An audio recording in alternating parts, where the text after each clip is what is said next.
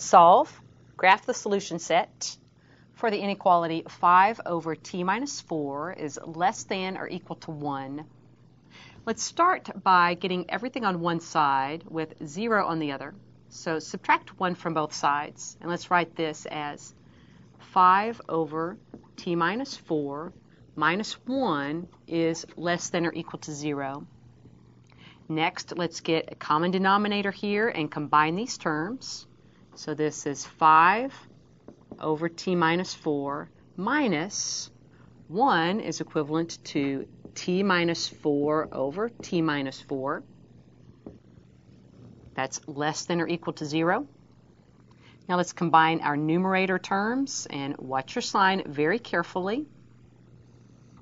The denominator is t minus 4.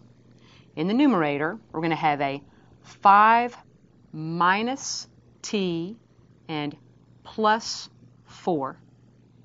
Well, 5 plus that 4 is 9. We'll also have a minus t. Watch your signs very closely there. Now, we're going to set up a interval of values at this point. A rational function is going to change from positive to negative or vice versa at values, in this case for t, that cause the numerator or the denominator to equal 0. The numerator will equal 0 if t is 9. The denominator will equal 0 if t is 4. So let's locate those values on our interval here. T equal 4 and t equal 9. Now before I move on any further, so I don't forget later, in this rational function, we won't be able to use t equal 4. That's going to make this denominator 0 and make that undefined. So I'm just going to make a note to self. I'm not going to be able to use that number 4 in my solution set. In the numerator, if t is 9, that gives a numerator value of 0. Divided by any non-zero number is 0. So we're okay with that one. Now, let's test a point from each of these intervals to see if that interval is going to satisfy our initial inequality. 5 over t minus 4 is less than or equal to 1. So we're going to test a point from A, from B, and from C. From A, I'm going to choose t equal 0. That's a number that's clearly smaller than 4. Now, is 5 over 0 minus 4, or is a negative 5/4 less than or equal to 1? Sure, that's true.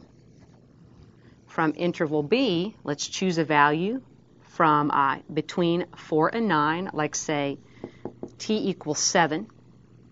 And let's check it in this inequality. Is 5 over 7 minus 4, that's 5 over 3, less than or equal to 1? No, that is false. Those values do not satisfy our inequality. Lastly, from interval C over there, let's choose a number that's larger than 9. How about t equal 10?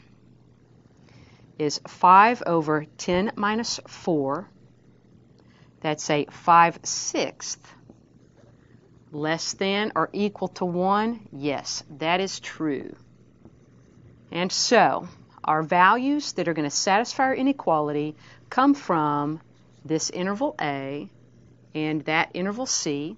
Let's describe those intervals using interval notation. That's negative infinity up to 4. Now I can't include 4 because 4 causes that denominator to be 0, so don't include that. Union 9 to infinity. Now I can use the 9. That causes the numerator to be 0 and gives us our equal to part from our inequality up above. So that's a 9 to infinity. Lastly, if we want to show this as well in graphical form on a number line, I'm going to start by locating 0. I'm going to locate 4. I'm going to locate 9 and indicate these numbers as from negative infinity up to 4, not inclusive, from 9 out to positive infinity, and we do include the 9.